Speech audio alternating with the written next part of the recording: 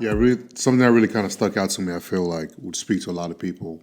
How you mentioned God revealing to you, showing you those moments in your life where He was present and you didn't see it.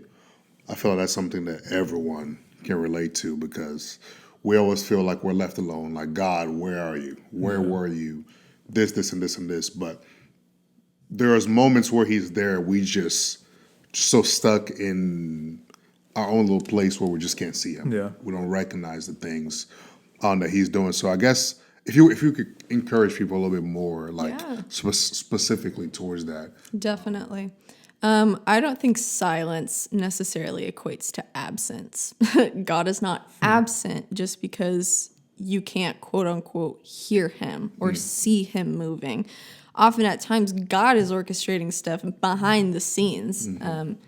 And kind of like you said, we get caught up in a perspective that is so egocentric. I say this all the time. I probably say this way too often in my own podcast and posts, but humans are egocentric beings. We're so obsessed with ourselves, and we're constantly looking to ourselves and analyzing our environment and how that plays in with ourselves. And I think when we get just so caught up in that perspective, we forget to step back and to just be still and know God, just like Psalms 46:10 says. And we have to lay down the striving. We have to lay down the work. We have to lay down the worry. We need to have those moments where we choose to pause, step back, and realign ourselves with the Lord, regain our perspective with Him, and recognize, I know that you're here. I know that you're here. That is the truth, even though I might not feel it. I know that it is true, that you are ever present, speaking that truth over yourself, declaring those promises that are promised to us. Yeah. And from that, going back into where He called us with a new perspective.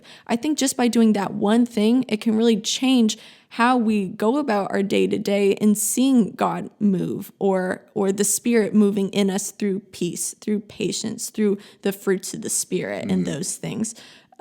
So to those of you who might be going through something or have gone through something or will go through something where you feel like God is distant, the truth is that He's an ever-present help in times of trouble. That is true. That is true. Yeah. We need to understand that we need to cling to the truth even though we don't feel it's true all the time, even though we don't feel His presence, quote unquote, all the time. We don't have these mountain moments all the time. He is still present with us when we are in the valley of the shadow of death.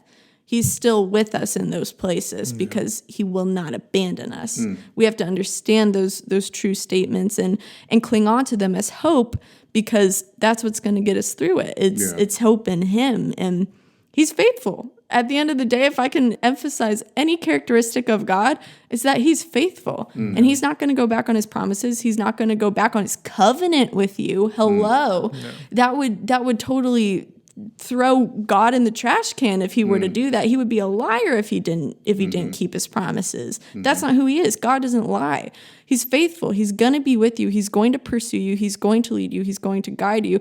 And if anything, if you don't know where He's bringing you or what to do next, just pursue Him and pray for peace. He's going to lead you. He's got your back.